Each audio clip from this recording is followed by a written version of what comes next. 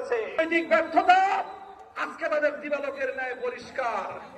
বাংলাদেশের বর্তমান সরকারের কূটনৈতিক ব্যর্থতার কারণে আজকে একটি দেশ থেকে আধিপত্যবাদী দেশ, যারা বাংলাদেশের মানুষের অধিকারকে 15 বছর পর্যন্ত তাদের পায়ের নিচে পিষ্ট করেছে, সেই আধিপত্যবাদী দেশ বাংলাদেশে একজন কূটনীতিক নিয়োগ করেছেন।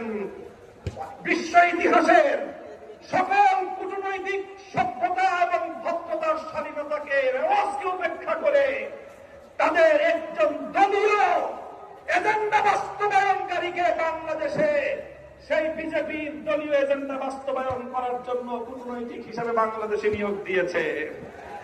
অথচ বাংলাদেশ সরকার এটার কোনো প্রতিবাদ জানায় নাই।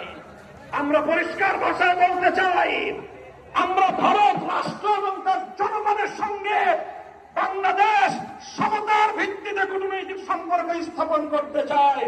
বাংলাদেশকে বিজেপির কোন দলীয় ফোরামে পরিণত করতে দেব না। জুমার টিভি 24, সত্যের পথে মানুষের সাথে।